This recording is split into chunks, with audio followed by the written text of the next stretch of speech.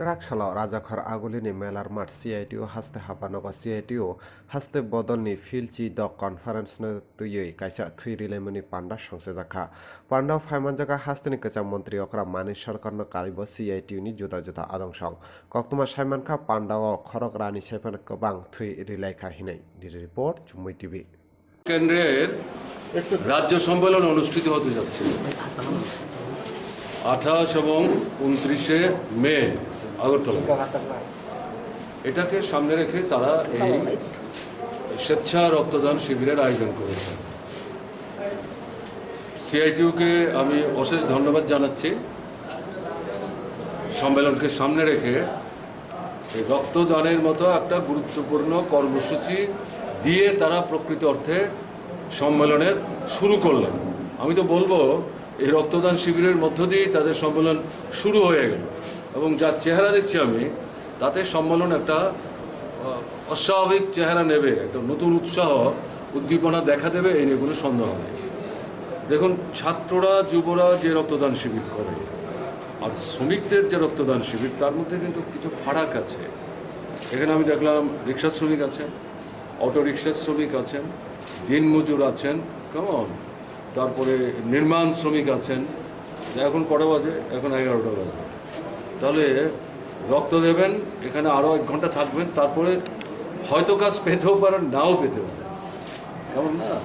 তাহলে এদেরকে সংগঠিত করে রক্তদান শিবির করা ছাত্র যুবদের মতো কিন্তু সহজ না।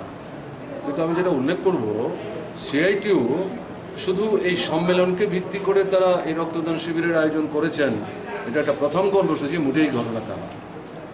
আগেও আমি দেখেছি, বিশেষ করে গত 4 বছর যাবৎ ছাত্ররা যুবরা যখন এগিয়ে আসার ক্ষেত্রে কিছু সমস্যার সম্মুখীন হচ্ছিল, সিআইটিউ উদ্যোগ নিয়েছে।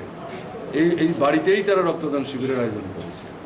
এই বাড়িটা কিন্তু কয়েকবার আক্রান্ত হয়েছে, কেমন?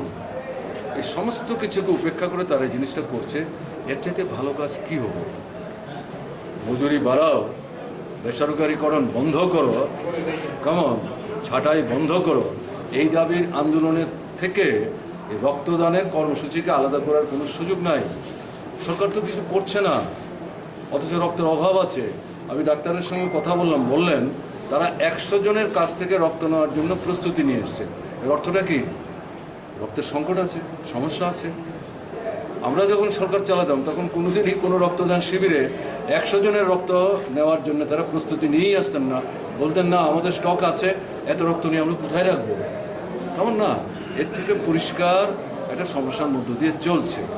তো সিআইটিউ এই উদ্যোগটা নেওয়াতে খুব ভালো হলো। আমি সিআইটিউর বন্ধুদের অনুরোধ করব, রক্তদানের কর্মসূচি অব্যাহত থাকবে, কিন্তু লড়াই সামনের দিন আরও কিন্তু তীব্র এবং তীক্ষ্ণ হবে। দেশের অবস্থা খুব খারাপ। তারা এখানে রক্ত দিচ্ছেন যে মানুষটা মুমূর্ষু, তাকে বাঁচাবার জন্য, আর তাদের রক্ত নিংড়ে নিচ্ছে অল্প কিছু বড় বড় পুঁজিপতি, কর্পোরেট, কমিউনাল ফোর্সের সাথে মিলে। এদের স্বার্থ রক্ষা করার জন্য বিজেপি সরকারটা চলছে, আরএসএস তার পেছন থেকে তাকে চালাচ্ছে। কাজেই সামনের দিনে রক্তদান শিবির চলবে, কিন্তু এই যে লড়াইটা, শ্রেণী সংগ্রাম, কেমন, এই পুঁজিবাদের বিরুদ্ধে যে লড়াই, শোষণমুক্ত সমাজ গঠনের জন্য যে লড়াই, আশু দাবির লড়াইয়ের সঙ্গে সেই দৃষ্টিভঙ্গি একসাথে রেখে সিআইটিউকে আগামী দিনে লড়তে হবে। আরও জুড়ে সুরে সুসংহতভাবে তাদের প্রতিপালন করতে হবে। এই আবেদন তাদের কাছে রেখে যারা রক্ত দিয়েছেন, যারা রক্ত দেবেন, তাদেরকে অভিনন্দন জানাচ্ছি, তাদের সুস্বাস্থ্য কামনা। স্যার, কংগ্রেস একটা অভিযোগ করেছিল বিরোধী দল হিসেবে সিপিএম এর কোনো ভূমিকা নেই রাজ্যে। এটা কি ভূমিকা?